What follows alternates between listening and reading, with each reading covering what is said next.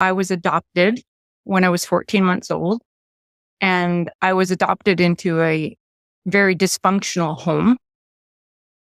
My adoptive grandfather was a diagnosed sexual psychopath pedophile, and my adoptive father and his twin brother, they ran a child trafficking ring.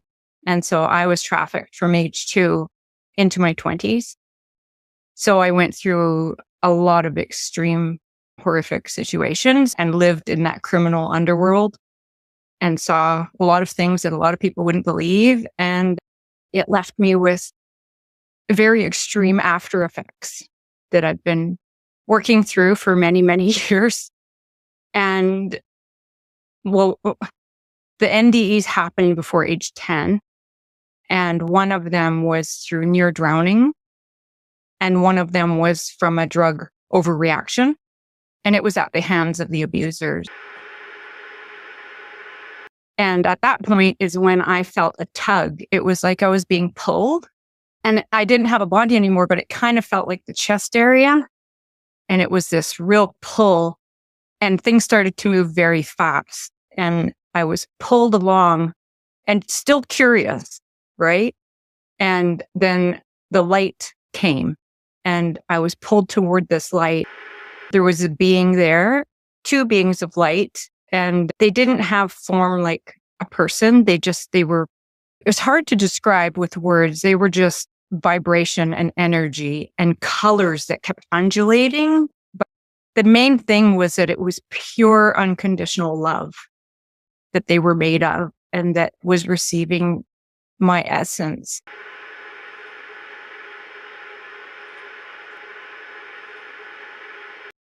And so these 2 beings of light were they were just helping me to remember what I had signed up for. And the biggest takeaway that stuck with me was the unconditional love and the no judgment.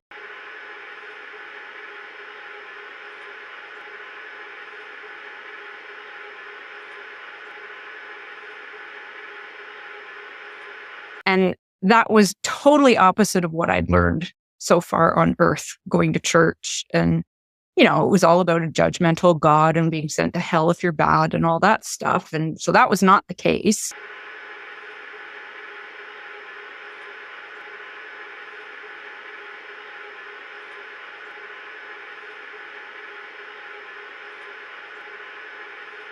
So I saw a lot on the journey with these 2 light beings. And so when like them showing me that I had agreed to this, that when I remembered that, it was like, oh yes. And the challenge was for me to remember who we all are. And because I had other lifetimes where I had died in a rage and feeling betrayed and angry and didn't remember who I was or who others were.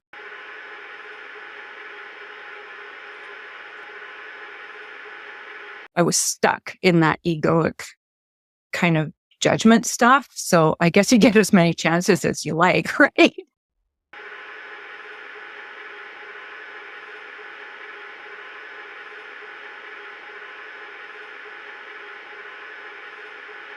I remembered like bit of it. I remembered the light beings. I remembered the love. I remembered some of what happened, but it came back over time as I needed it because I was still in this horrific situation with abuse and it just buried everything. And so over time, it revealed itself more and more. And as I was able to process it and assimilate it, and then it helped me through my healing journey. So it was like everything was unfolding beautifully, like just perfectly. But of course, at the time, I didn't think that. I didn't know that. I thought I was like, this is unfair. How could I be going through this? No, I'm completely unloved on this planet. God hates me. Like the universe hates me. Like that's sort of how I felt. I felt completely and utterly abandoned in my life.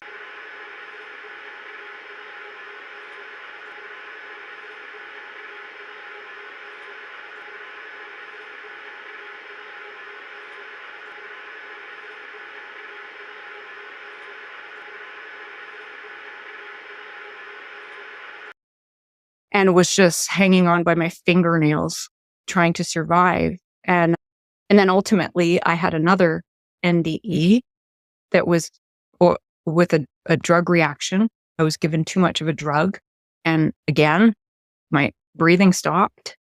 And it was a very similar thing, going through trying to be revived, and it wasn't working.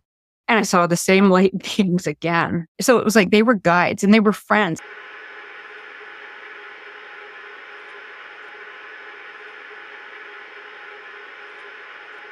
I remembered them. It was like we had this connection, but they were teachers. They were more experienced than me.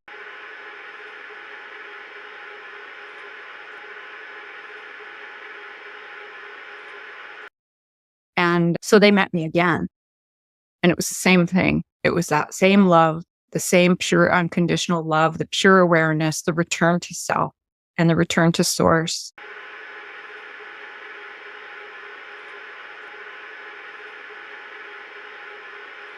And the return to source.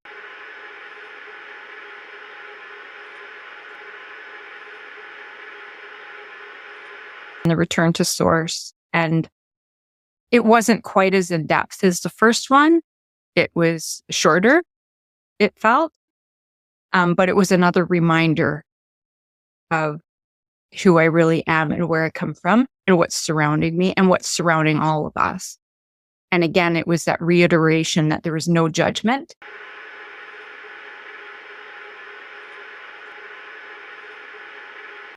And that there is no hell. There is no punishment. There's not some external God that keeps score and sends people to be punished. It doesn't work that way that I saw. Yeah, it was just how some of the people who had been abusing me so horrifically, what had happened to them and how far back this went generationally. And it was almost like this curse that had to be broken, right? And so they didn't come here and start off and darkened. Things happened. It's not random. And they lost sight of who they are. They forgot who they are.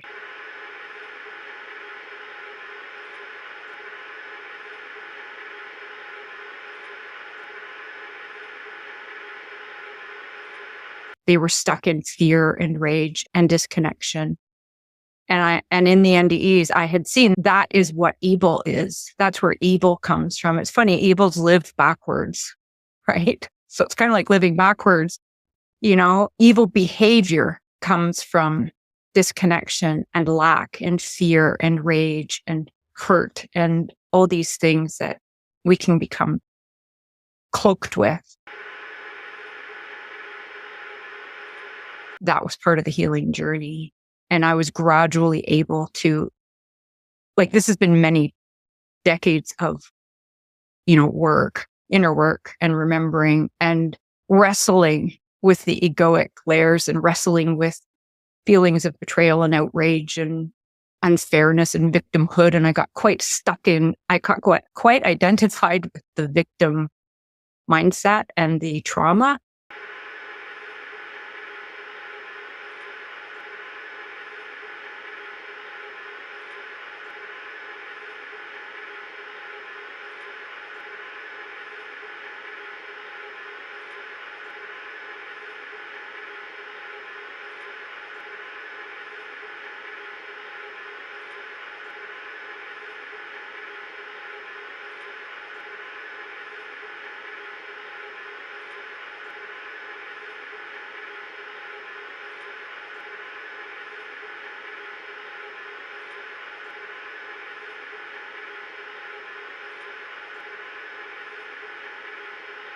So when we're embodied and we develop an ego, and it's a defense mechanism to get through the world, and we learn to not show certain parts of ourselves and to suppress certain parts of ourselves. And we have defense mechanisms and triggers and all these funny patterns and egoic patterns. And we identify with these as this is who I am, right?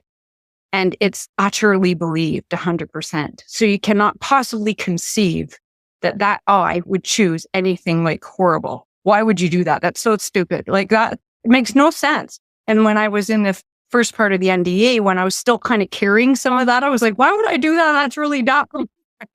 to these light beings, and they kind of, if they were to chuckle at me, like patting a child on the head, oh, you're so cute, that's what they kind of did.